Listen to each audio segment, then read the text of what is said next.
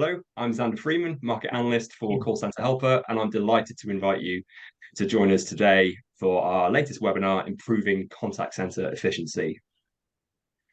On today's call, joining me are Gary Kinsella from Curium Solutions. Hello, Gary. Hello everyone. Would you like to tell us a little bit about yourself and Curium Solutions? Absolutely. So I'm going to cover off a little bit more of that in the overall presentation, but worked in the contact center industry probably for another 30 plus years in various shapes and guises and different industries. Work for Curium Solutions, which is a consultancy, but it's very much aimed at people first, and I'll come on to that a little bit more later on. Excellent. And we're also joined by Ben Hill from NICE. Ben.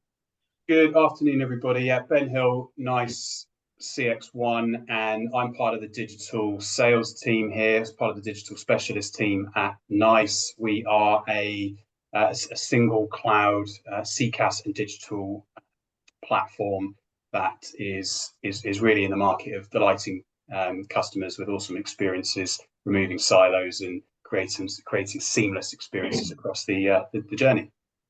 Excellent. And as I said previously, I'm Xander Freeman, market analyst for Call Center Helper. I'll be hosting today's discussion.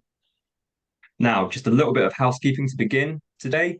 As always, with a Call Center Helper webinar, it's a very interactive platform. We do encourage our audience members to participate in the discussion, which again is one of the beautiful things about working in the contact center industry. You can do so by looking at the bottom of your screen, selecting the little chat icon, and then making sure that you've got the 2 sections set to everyone.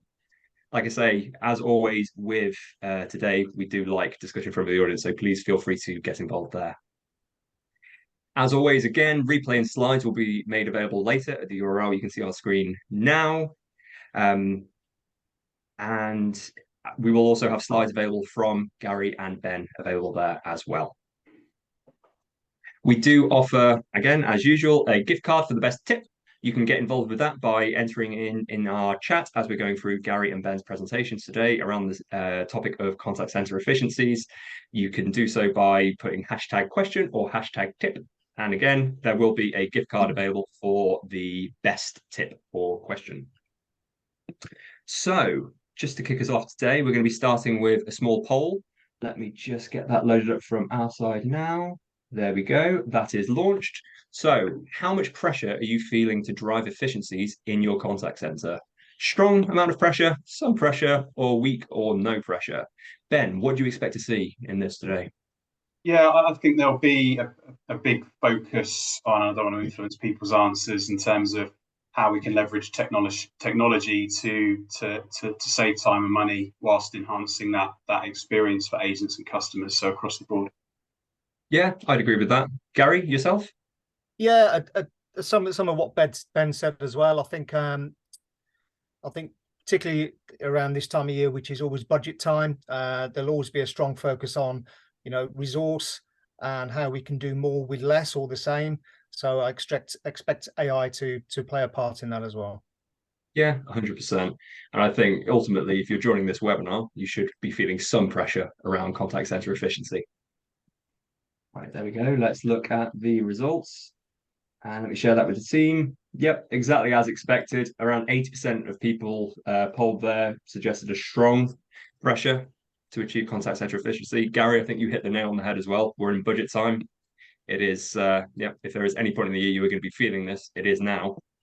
So yeah, very well done, guys. So just to move on to the agenda itself, first off, we're going to be hearing from Gary from Curium Solutions. So before I hand over the baton to him, let me just launch a second poll into the chat, which is, what are the main efficiency challenges facing your contact center? Customer demand or under-resourced, high absence rate, high attrition, difficult to recruit, or other? So let me just start sharing that. And Gary, what do you expect to see from this? I think that it was probably going to be certainly the top 3. I think certainly post-COVID, and again, I'll come on to that. I think high absence, high attrition, difficult to recruit. I think the candidate market now is completely changed since post-COVID. So people are expecting more working from home, at least hybrid. And I think the whole pressure around bringing people back into work, I think that's having an overall impact. Yeah. I would say that is true. And if we look at the results coming in from the survey, let me share that. Yes, you are correct. We've got 43% of people saying customer demand under-resourced. High absence as well, coming in at 12%, and 33% coming in at high attrition / difficult to recruit. We did have some people coming in as other. Simon from our chat is saying in our contact center it's all of them. I'd agree with that. Yeah, I think that's a very fair Yeah. point that Simon brings in here. So I'll tell you what, without further ado, Gary, I'm handing over the reins to you. Please feel free to start sharing your presentation and take us away. Okay, thanks, Sander.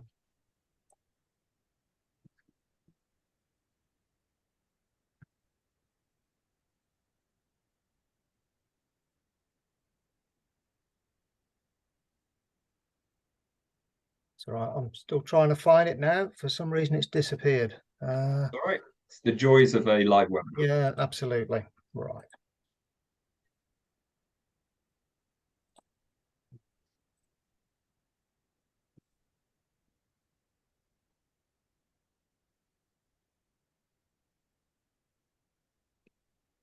I do think Simon's point again about in the contact center is all of them is very true. Ultimately, we're limited by the polls that we can do during these webinars. If we could select all of them, we would select all of them in some cases.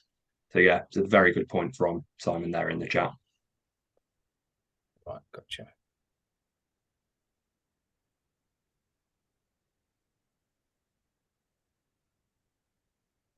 Here we are, Gary. Yep, take us away.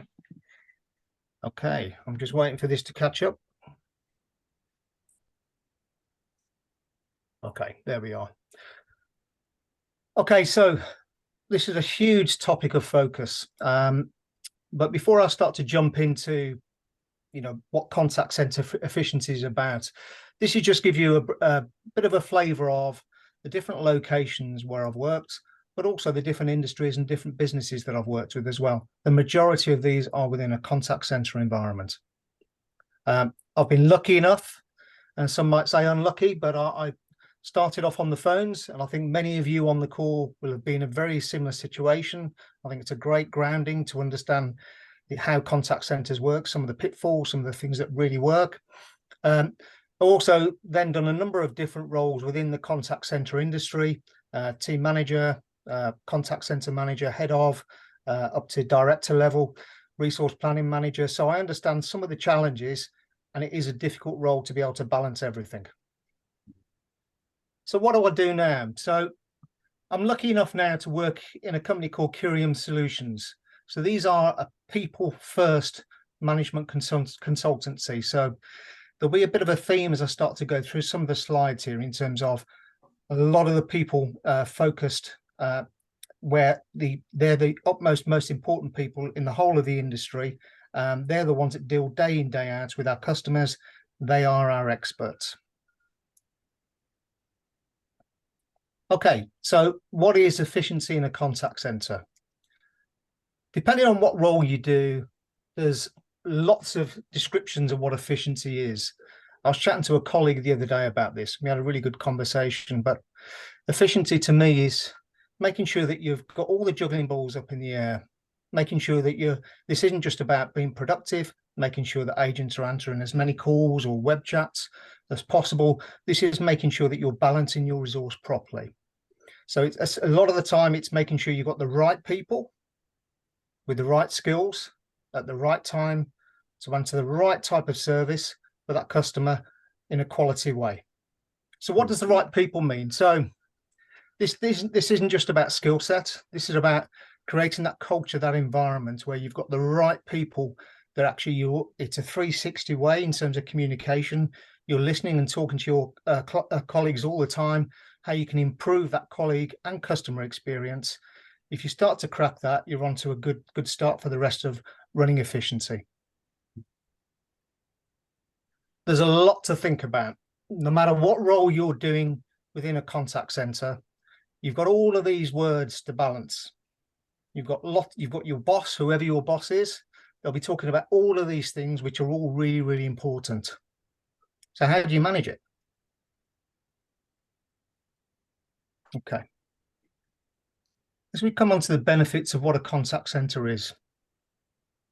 You have improved customer experience. So what does that mean? So I'll come on to this shortly, but if you're getting it right first time, whether that's via chat, whether that's by phone call, via email, that customer is a one-stop shop. They're once and done.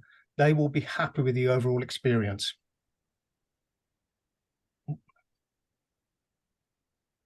So from a cost-saving perspective, what does that mean?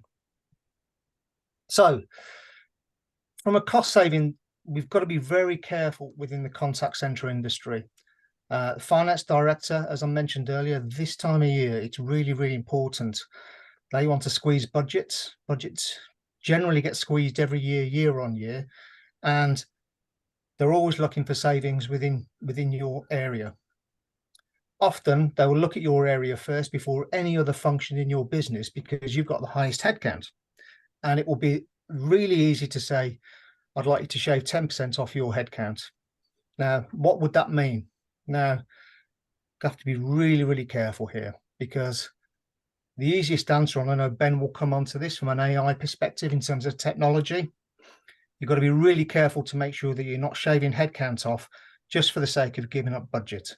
This can impact your customer experience that I talked about earlier. Yes, okay, the knock-on effect may be we're more productive, but there is a chance here of burnout, and I'll come on to that later, and that will impact your overall customer experience. We've all had bad experiences, whether that be in a contact center, whether that be in a restaurant, and we all know when we've had a bad experience, we'll go and tell people about it. At the same time, if you get it right, you will go and tell lots of other people about what a great experience you have. I'm an advocate. I bank with First Direct. I have done for 30 years. They're a fantastic business. They haven't got a branch. That's never bothered me, because I know if I pick up the phone, the call will be answered by the right person at the right time with the right skill. They'll deliver a quality service and I'll get my questions answered. Talked earlier about productivity. So an efficient contact center can handle more inquiries without increasing the headcount. That doesn't mean that you're decreasing your average handling time and you're cutting off that conversation, which will impact quality. This is making sure that you're investing time and effort into your colleagues to make sure they've got the right answers to be able to answer that call straight away without putting customers on hold. Making sure your agents can focus on high value tasks rather than dealing with repetitive issues. This is where your technology can come into hand. You can demonstrate and use your IVR in the right way to make sure that your high value tasks are going to your highly skilled colleagues. You can answer those calls, and some of those will be revenue generating. Some of your lower value tasks, you can actually point the customers to online to self-serve, and actually they'll be happy with that because less wait time for them. Efficiency does help reduce overhead costs. There's no doubt about that. And again, this will be a constant theme with your finance director, with your boss, how it can be more efficient. One thing we can't ignore, and I saw that on the chat earlier, we've got some of our superheroes, our workforce management colleagues on the call. You can't underestimate the job that they do. Making sure that you're looking at your forecast, your scheduling, making sure you've got the right people at the right time based on call arrival patterns. And the same applies. It is a contact center, but the same for email, web chat. If they're doing their job properly, and they often do, and they're the superheroes of the industry, make sure that actually it's a level playing field for all customers, and their calls and then emails and web chats are being serviced. Happy colleagues, this is absolutely huge. You cannot underestimate this, and I can see there's a general theme here around attrition and around a challenge to recruit. This very much falls in line with training and development as well. First year attrition is critical. If you think about the time, money, and effort that everybody spends on recruiting, that isn't just in terms of the recruitment costs, but actually in terms of the team managers who are involved in the recruiting, onboarding as well.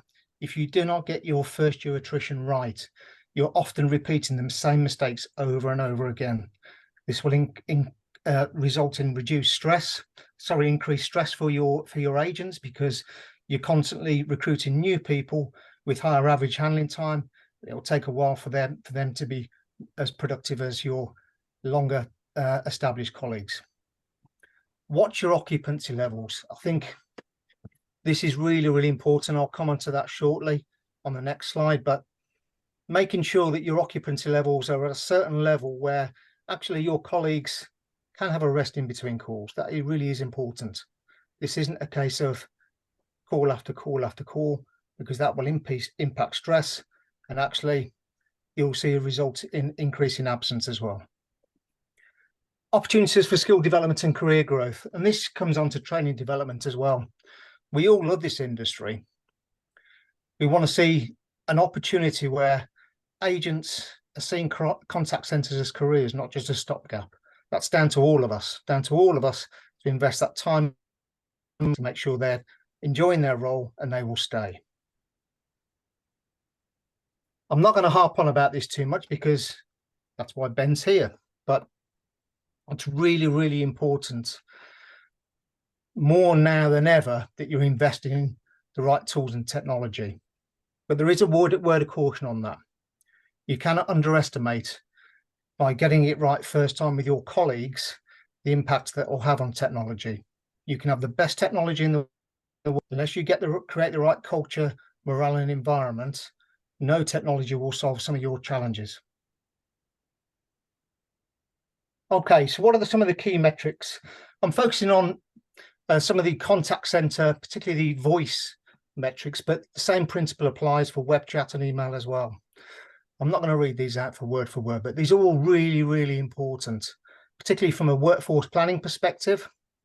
They need all of these things to be able to determine and forecast what's coming in, and on the back of the forecast, how you schedule appropriately to make sure you're delivering the right level of service and being as efficient as possible.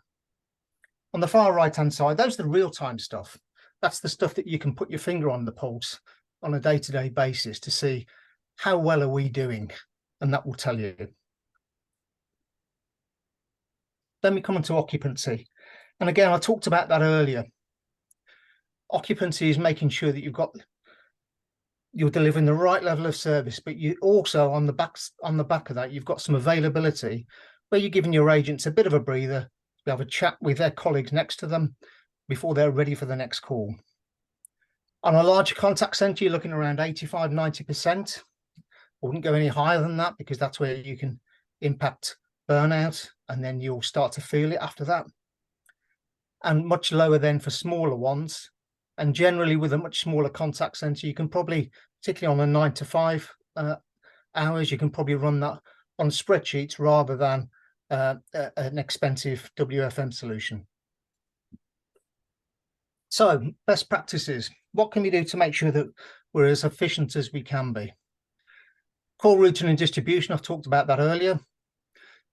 You can't underestimate, in terms of using scripts, learning management systems to aid agents, because if they've got the answers to hand, that will actually decrease your average handling time, because actually they've got the answer straight away, and it avoids putting customers on hold. We have all this information to hand regarding key metrics.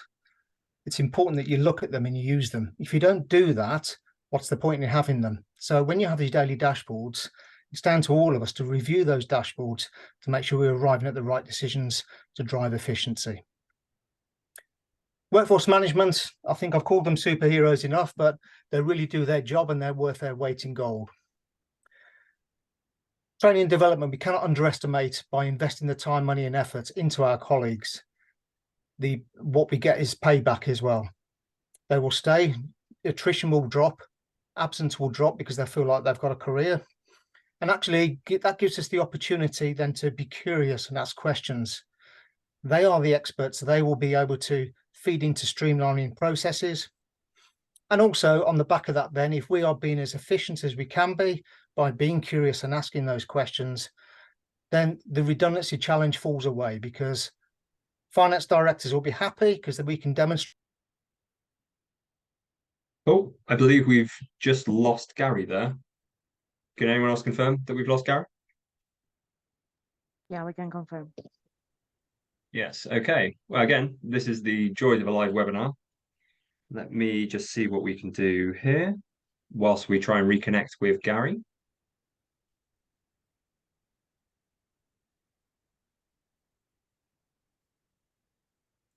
Okay. I think there's a question in the chat that's come through. Yes, I believe so. So, yes. So we've got a few questions in the chat coming through. Tell you what, let me just share my screen again and we'll see if we can get this back on track. Apologies for those in the chat themselves.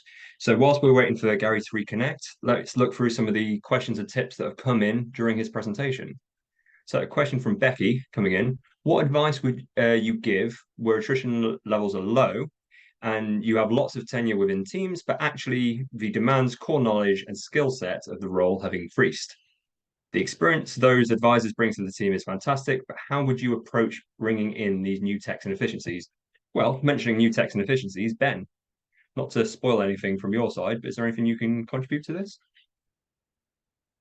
Yeah, I think a consolidated, centralized knowledge management solution, which we're going to sort of talk to a little bit high level and was on Gary's last slide, that sits on one unified repository across the consumer, brand, and the digital sphere, if you like, is one way of doing that, because then you can control that the content based on permissions, where it's curated, what content goes to who based on sort of level of tenure. That can then support training times. You can provide the right content to the right people at the right time based on specific roles. Yeah, really good answer there, yeah. So if we go to the next question as well, coming in from Nikki, any recommendations for how to capture agent productivity and drive efficiency with BPO partners without any agent tracking systems? What are some recommended metrics to review when systems are lacking or unavailable? Ben? Yeah, so we're going to talk about how AI can be used to leverage the consumer and agent experience for those for the benefit of, we'll say, the brand, but that includes BPOs as well, and maybe taking some of the emphasis away from sort of bums on seats to more interaction based customer experiences, and that will sort of give you some benefits without having to go in and invest in agent tracking, if you like. Yeah, exactly. And again, it's difficult to say too much more without stepping on the toes of what's coming up later in the webinar. Exactly. Hi, this is John. I'd say one of the other things in terms of productivity might be, the real thing with a BPO partner, I would say, is getting the quality scores up, the outcomes, rather than necessarily the productivity. I think one of the problems with looking at a BPO is if you're always focused on productivity and efficiency, you can easily be forgetting the outcomes such as quality scores and net promoter scores and so on. Very true. Very true. We look at another question here coming in. Which service channel should we put focus on when driving efficiency? That's coming from Joe. I believe we at Call Center Helper recently conducted a survey which asked a question like that, and self-service came in at by far one of the heavier answers there. Ben, would you agree with that? Anything else from your side? It really depends. I can't speak for every single organization. Typically that tends to be the approach, but some organizations are still maybe on premise. They may have different business outcomes and strategies and objectives that people and budgets dictate. So I think it's more about understanding where you're trying to get to, where you're at, and then that's where we can sort of plug in those gaps and help support how at least we would help you get there. Yeah, no, I think that's very fair. Again, next question coming in from Hannah. Any tips for inbound and outbound? Any tips for inbound and outbound blended contact centers? NHS community-based cover, AHT, can be controlled by contractual NHS KPIs. Wow, that's a big one. That I probably don't want to shoot from the hip with, but I think we've got a couple of things that we're going to talk about during the presentation that would answer that. But happy to pick up with Hannah afterwards, and once I've had a bit of chance to process that.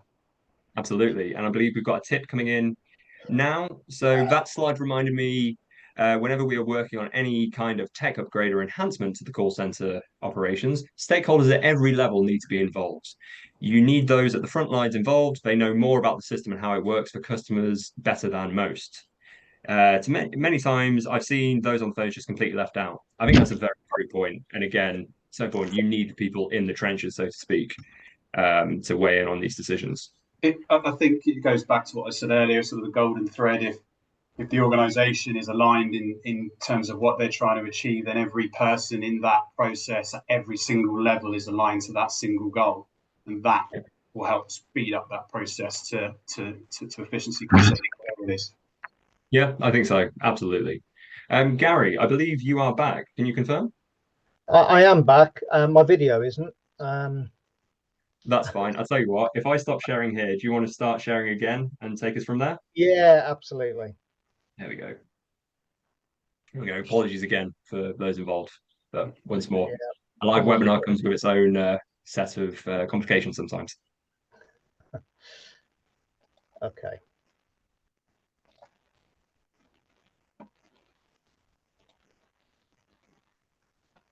We've got some more tips coming in, Gary, whilst you're loading that. We've had one in from Tanya. When the number of available metrics seem to be overwhelming and there is pressure to improve everything, the one to focus on is employee engagement. Very true. Absolutely. Absolutely. Yeah. I took the customer care team from being disengaged with a high turnover rate to an engagement rate of over 90%, the highest department in the business, and average tenure of 5+ years. As a result, all of the metrics have improved and we are hitting target on every single one. Now it's all about doing the same miles per hour on less fuel. I like that end bit. Excellent. That's very nice. So can you see that now, Xander? No, not from my side. I'm afraid I can't. I'll tell you what I'll do, Ben. Sorry, Gary. If I share my screen very quickly, I've got your slides open, and if we talk through that. So just to confirm, can you all see my screen now? Confirmed. There we go. Thank you, Ben. Gary, take it away, please. I can't see the screen, unfortunately. Can now. Yes, come through. So yeah, I'm not quite sure where I got to. If we can go to the next slide, please, Xander. Challenges. Yeah, great, thank you. So I think I talked earlier about you've got to be really careful, and thankfully some of the tips that have come through have really sort of echoed this point. But high turnover rates in the industry, you know, balancing efficiency with quality of service, you've absolutely got to get that right. If you focus too much on being efficient and productive, if you don't get that right, then that will impact the quality of service, and that will come back to bite you. Again, to Ben's points, and without sort of stealing his thunder, you've got to adapt to changing customer need. Customer demographics are changing, you know, understandably. So that means they will start to impact in terms of how they want to interact with us as contact centers. And I think really important here, it's an interesting one, but you know, when you're getting a lot of challenges in terms of trying to be more efficient within your contact center, sometimes it's got to take a dip in service before it gets better. So I'll give you an example of that. So if you can go on to the next slide, please, Xander. Yes, of course. There we go. So there's a major case study here. So this was a contact center that I ran and was asked to step in a while ago now, but essentially it hadn't hit service for 3 years, and it was a major contact center, 600 seat plus, and a big part of that was the work listening to the colleagues. There wasn't a process in place for flexible working flexible working. So essentially they would go to their team manager and got their new shifts agreed. That was without even conducting and speaking to the workforce planning team. So as a result of that, you ended up with half your workforce working flexible shifts, pretty much 9 to 3. Shifts weren't meeting customer demand. And then the poor old colleagues at the end who were working, you know, full-time shifts, flexible shifts, they were feeling the brunt. So sickness at 10%, They were feeling the brunt of it. Occupancy levels were in the high 90s. And of course, that's an overall effect there where those people are starting to ring in sick and our customers aren't happy. So what did I do? So I created a solution, and again, really much focused on the people and the colleagues, but created a working party involving everybody. So agents, team leaders, HR, trade unions. It was heavily unionized. So of course they wanted to protect their colleagues to make sure they were still getting, all the shifts that they wanted to get. And then communications team as well. I was really keen to make sure that we got to a solution here that was the best for everybody. So we reviewed and agreed flexible working request against an agreed criteria that everybody bought into, including all of the 600 colleagues. And that was making sure that, yes, are we here to serve our customers? Yes, we are. Do we need to make sure that the majority of our shifts are meeting our customer demand? Yes, we do. We went through that, locked ourselves in a room for 2 days. So the results are there. I'm not going to read them out, but it was a much better result, and you can see that on the graph. The result of that was, okay, sickness reduced from 10% to 5%.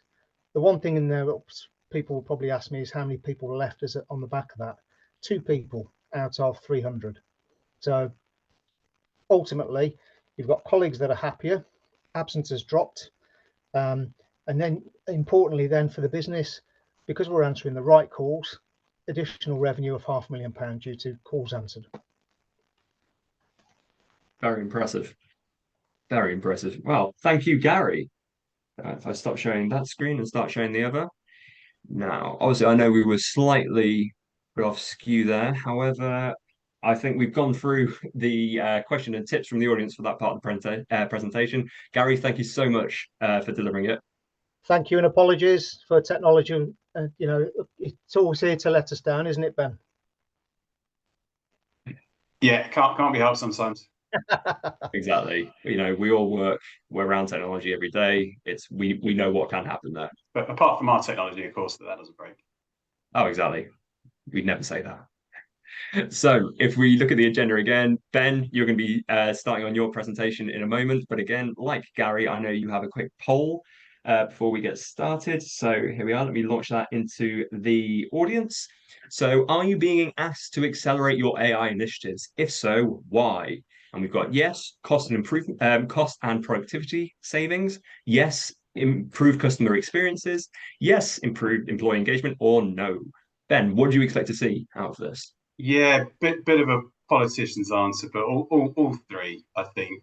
Again, depending on where you're at, in no particular order, but each one has a knock-on effect of the others in terms of connecting agents with the right consumers, on the right channel of choice, and the business benefits that and the outcomes of that they're all intertwined. So yep, and I believe, let me just share these results to the chat. You would be correct. So we've got number one coming in at 45%. Yes, improved customer experiences. Number two, we've got 34% cost and productivity savings. Yeah. So as you say, some AI haters out there. A few, but again, I always think me. When we're talking about AI, it's very important to talk about the solutions that it is fixing, the pain points that it does solve. And again, having seen your presentation, I know that's the route we're going with this. So without further ado, let me stop sharing and Ben, please take us away. Absolutely. So let me share. Whilst you're sharing that, let me just remind the audience again, there is a gift card available for best tip coming in from the audience throughout this presentation. So please do engage with us. So please confirm, Zandy, you can see the right screen. Absolutely. Take us away. Okay, cool. Thank you. So we're here to just very briefly, in the next 15 minutes, cover a broad topic. Happy to connect afterwards, answer lots of questions, and please do LinkedIn with me post. So we're looking at improving the contact center efficiency with artificial intelligence, with AI, right? I don't mean to state the obvious here, right? But today we are in a rapidly changing market, and it's complex, right? So customers have high expectations, and costs have increased, not just for our customers, but for our own business as well. And we're really living through rapid cycles of technology innovation, right? I mean, it's so fast. We just have to think of GPT. So the buzzword there. And if we take these consumer or customer interactions, for example, interactions between customers and organizations make up everything that's important to service. And behind every interaction or intent is effectively a needs event, right? Customers come to your brand to it's intent driven, and they're looking to do something, and that could be researching for a product, service, purchasing, could be managing order status, whatever that is, and when they come, they expect a certain level of service beyond the typical sort of either face to face or picking up the phone. And these could be summarized across these sort of 5 pillars or expectations, if you like, which is, address the full needs of my range of my needs events, even, right? So beyond traditional service, meet me on my preferred channel of choice, and are you set up to meet the channel of tomorrow? Offer me that intelligent self-service option. If I choose to self-serve, meet me on my channel, or even perhaps the organization's channel of choice. But not everything can or needs to be automated. So then let me move effortlessly between digital and human interactions as I see fit, with sort of smooth journey orchestration. And if customers are okay with sharing personal information, then create personalized experiences for me, tailor them. During my experience with the brand. And sadly, a lot of companies don't have the easy for me to say, and holistic or a holistic strategy for managing many of these digital interactions, these self-service approaches, and certainly not one that allows for efficiency savings today. According to Gartner, 81% of consumers try to self-serve, and only 9% succeed. So there's only a small proportion that are really self-serving on one of those channels of choice, right? And so let's sort of go through a bit of a journey, right? This is our view of the world and how we see things, right? 30,000 foot overview, and many businesses believe that they only need to provide one experience, right, for the customer. From researching a product, purchasing order status, as we talked about, to the resolution of that needs event. And historically, serving with a voice agent was enough. And in order to scale, along came IVR and live chat on the digital properties to meet those digital properties. And as things continue to evolve, we added like email, web self-service, and ineffective FAQ bots, right? We've all been there. More on that later. And as businesses are now focusing on the digital transformation, next-gen solutions such as search engine, in-app messaging, asynchronous messaging are now more important than ever.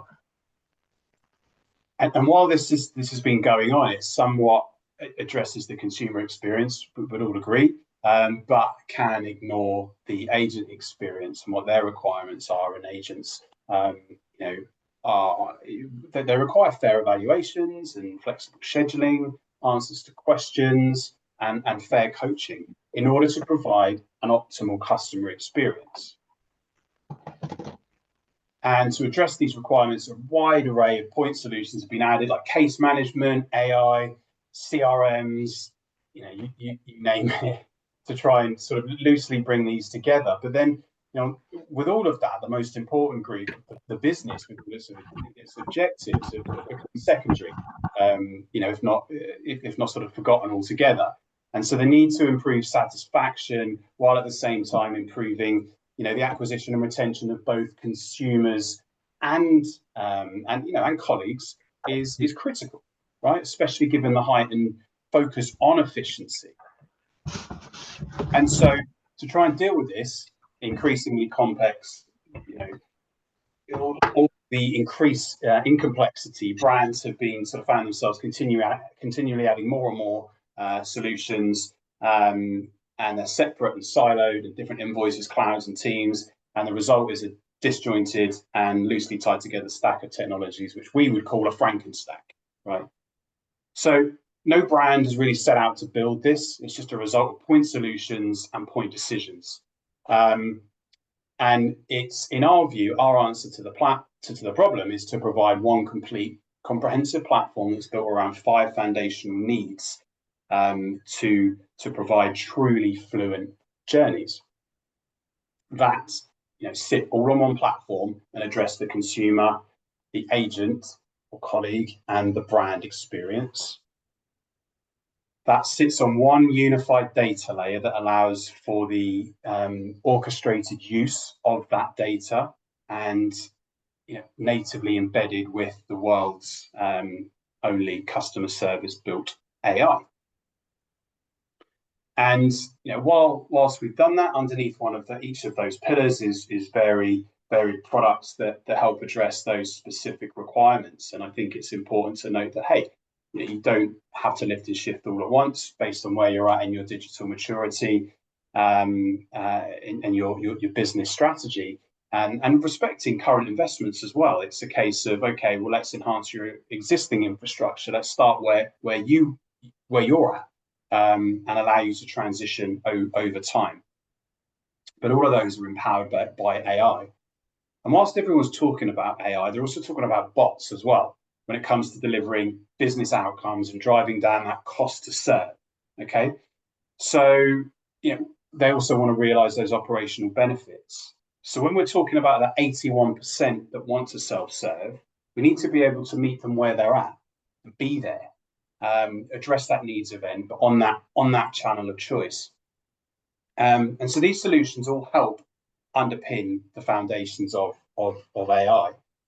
So if we think about knowledge management, which we referenced earlier, right, it's thinking about smart knowledge that sits on one unified platform. It's AI powered, that can deliver content and knowledge to the consumer at their needs event, at search before they even land on your website, as well as giving agents a full 360 view of that knowledge, as well as being able to provide the same consistent brand messaging and content that's rule-based and all structured to create omni-channel digital first experiences within chatbots or IVAs as well.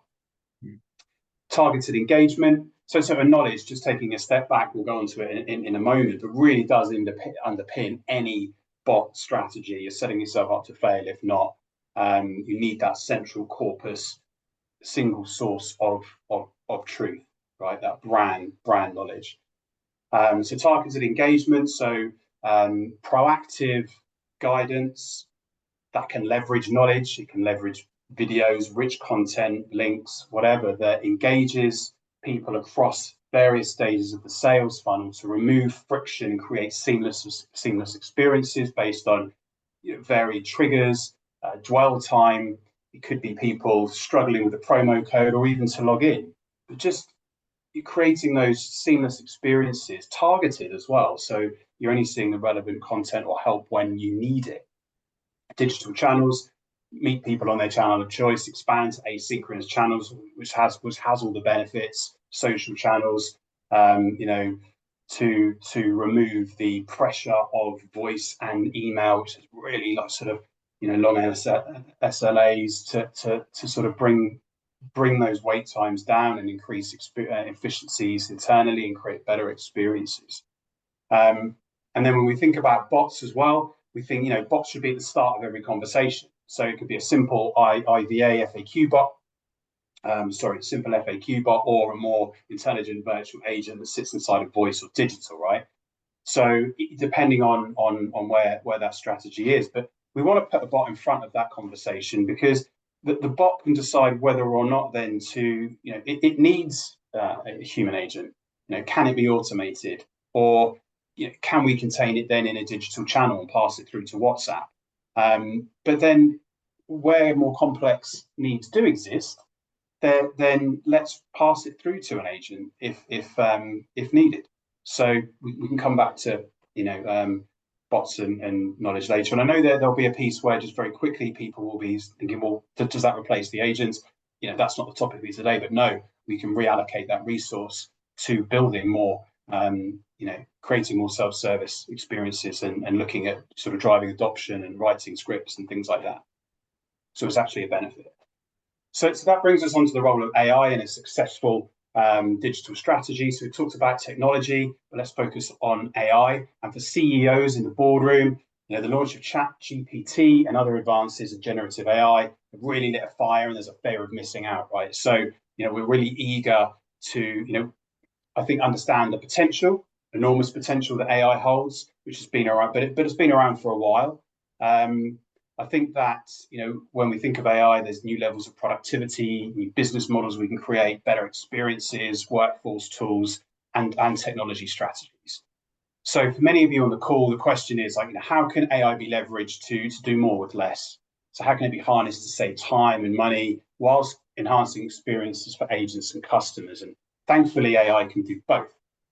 And we've been doing this for a number of years already. So we've got lots of experience in where organizations are looking at AI, as costs have gone up. We've got over 20 years of experience in innovating, the most comprehensive data sets taken from billions of conversations we've had through our platform, both digital and voice. And it's the first and only purpose-built AI that is developed on the industry's largest database, as we said, of customer interactions. And we've created hundreds of different AI models, with 7 pre-built embedded across our portfolio, specifically the customer experience. And the result is, a suite of AI-powered solutions that are developed out of the box to transform that customer experience with a clear, simple direction that businesses can use. So, experience optimization, AI, this is removing the guesswork and providing and building smart self-service fast, right? AI routing, so if you want your agents to have better conversations, then we can use that to match customers with the right agents and the right channel. We can enhance agents' ability to exhibit soft skills or drive sales, coaching in that process, using CSAT enlightened CSAT for that and sales effectiveness. And better yet, it can make suggestions in real time as agents go through and have those conversations. And I think the other benefit is where brands at the moment perhaps are only monitoring the top 3 conversations agents are having, maybe not even the top 3, maybe they just pick the agent on a bad day where they've got a cold, or it's just one of those days and they're only analysing and giving feedback on those 3 conversations. Is that fair? AI records and analyses 100% of those conversations and gives feedback on all of those. So you can make really informed business decisions, as well as identifying perhaps vulnerable customers, where we're looking at 100% of these interactions, right? So it's using AI for complaint management, vulnerable customers, to identify and remedy those. And it can even prepare a written summary of the voice interaction, so the agent doesn't need to do it. So that saves time and enhances that agent experience. So just coming up, sort of wrapping up, we talked about bots earlier, we talked about AI, and we can leverage this to remove that guesswork, right? So where typically today bots are built upon journey mapping, guesswork, top 10 queries that are coming in, we don't really understand the intents, the utterances behind all the intents, the ways people are asking these things. So Enlighten XO is purpose-built AI that enables brands to build, smart self-service. So it increases digital resolutions by identifying the best areas for automation that your agents are having for average handling time, CSAT, and first contact resolution. And then there's an auto-flow no-code solution that takes that data and integrates it into and exports it into our solution to deliver a seamless proactive automation experience. So it gives businesses digital resolutions, the need for calls, cost to serve, and reduces build self-service from months to hours. So thinking about where we can integrate Gen AI perhaps. So if we think about every call that happens and that comes into the contact center, if we think an average of 7 minutes, that typically has about 2 minutes of note taking at the end of the call. So using Enlighten Auto Summary, we can accurately summarize a conversation in seconds, which clearly outlines what occurred during the call versus manual note taking, which could be disjointed, should we say. So we in Auto Summary would suggest would sort of automate the agent notes. The agents have always typically typed them, they put them in a CRM, they make notes for other agents, and they could put even customers on hold whilst they make notes. So it could even be after sort of contact work that they do where the information may not be fresh. So we solve that problem, as well as and have a well-defined value of proving those cost savings. So why is it valuable? Well, not only does it increase accuracy, improve productivity, boost CX as well, it reduces that agent frustration, and the ROI is massive. So this is a very quick example: a contact center that's 400 agents, and those agents take an average of 1 to 2 minutes after the call to write up their notes. Then that's a £3 million saving for them. And Xander, how long have I got? Sorry, because I've just got a couple more slides on GPT. We've got time for a few more minutes here, I'd say, relatively soon. But like I say, please finish off. Okay. So we talked about AI, but I think Gen AI is a super hot topic. It's not a silver bullet, but it does add value and time to value, like with Auto Summary, where we saw and we just talked about. So I think the only way to manage the scale and complexity of today's continuum is with AI, but it's purpose built for customer experience, right? So meaning that it's brand aligned, it's built on customer experience data and knowledge, not public. It's fusing people, agents, and supervisors, and aligning that with organizational processes, and it empowers employees to take increasingly complex customer needs. But it can also automate those sort of flawless agentless experiences. And I think what we're enabling that to do is enabling the automation to do the sort of agent-less tasks that are needed, and allow agents to be create those great experiences. And I think where GPT is a hot topic, it's only as good as the knowledge and data, as we said. So our knowledge is optimally structured to provide topic hierarchies on how that content is indexed within the organization, and how the interrelationships of that knowledge is based on how it's structured today. And then we can take all that and allow for different personas to interact with that data, and knowledge based on how they need to interact with it, based on tenure, level of experience. Is it automation? Is it customer facing? Rules set by the business, and present the relevant content to new or sort of more or more experienced audiences. So it's all designed to provide the right generative answers at the right time. Some of the ways we're doing this is with Autopilot for agents interacting with your consumers. It's providing customer-facing conversational AI based on your trusted company knowledge, aligning with those brand goals across various channels. We also provide centralized conversational AI employee assistants that promote smarter guided interactions for your agents. So again, that's personalized coaching, task automation, better agent and supervisor experiences in that process. And Enlighten Actions, which is driving actionable business insights, and unleashes that sort of power of your data to be able to proactively uncover areas for AI automation within the business. So a lot to cover. I'll take a pause. You can reach out afterwards. I think my details are going to be shared, and we're also at the Call and Contact Expo, Centre Expo at the end of the month. Excellent. Thank you very much, Ben.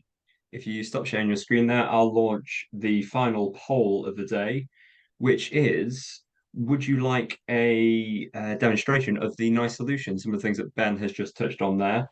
While I launch that and start sharing my screen again, Ben, I think one of the things that's so important in what you've just shown there is the importance not to forget about that 19%, those that you refer to as analog rather than digital. I think when people think about AI, they do have a tendency, understandably so, of leaning towards the digital side of that and the service channels that it does encompass. But it's so important not to forget that nearly 20% of people. 100% agree. I think it's creating the right experience, but giving people that channel of choice, using AI to identify, where those business outcomes, where we do need to help people, but also where people need to speak to an agent. Whether it's around sort of vulnerability, accessibility, those types of things. So yeah, lots of things to consider, but the self-service approach could probably address the masses, and there's lots of low-hanging fruit there as well. Absolutely. Right, I think we've got just enough time to jump into a couple of questions and tips. Apologies if we don't get to yours on the call today. However, someone will reach out, I'm certain, to answer any questions that we don't manage to get around to. So, top question we've got coming in from Michael. We have an application that contains customer accounts for vehicles and customers, and our notes are put in that application across all areas not involved in the call center. Can the auto summary take those notes, and could they be put directly into that application by APIs or something? We're an open platform. We have an API and partner marketplace. We have over 400. So absolutely. If there's an API that exists, then 100%. Yeah. Excellent. Let's focus on a couple of tips now. So we've got this one coming in from Hannah. Agents don't make mistakes out of spite. It's often a lack or absence of understanding their role and delivery, developing their understanding of their purpose. That's important. That's the why it's important. What's the impact? Promoting growth and empowerment in our agents improved our overall productivity and efficiency. I think that's a brilliant tip. There was something I mentioned in the pre-webinar section for those who were there, but I'll repeat it now. I was always taught a mistake only becomes an error when it's made more than once. And training our agents, especially in, as Gary said in his presentation, the first year is so important. Absolutely. I think, yes, giving people that confidence and that inspires.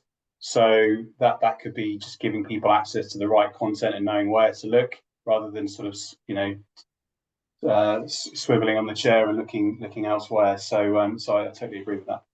Absolutely. We've got another tip coming in from Emma. Create and hold topic-specific interactive training modules with all contact center employees to refresh on knowledge and provide a platform to learn from colleagues.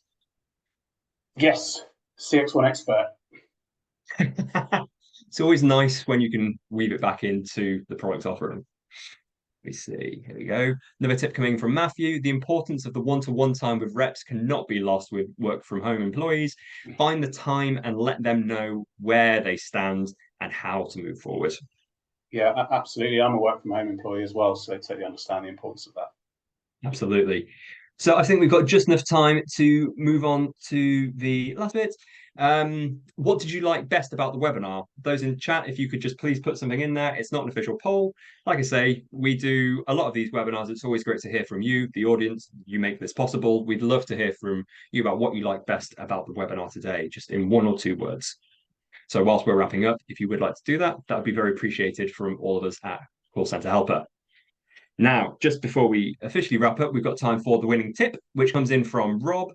Rebranding efficiency and promote it as something that benefits everyone, agents, leaders, planners, especially customers.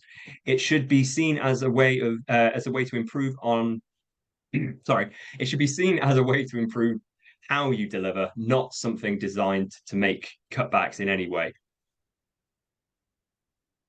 Yeah, exactly. It's sort of reaffirming the point that, there is still a role for the agent, and where we can reallocate resource in the business to help build digital first and AI first journeys within the organization. It opens up a whole raft of new roles, and the whole landscape has changed massively. You just have to look on LinkedIn at, there's conversion rate optimization and digital specialists and digital manager. Those roles didn't exist 10 years ago. So absolutely. Gary, anything from your side?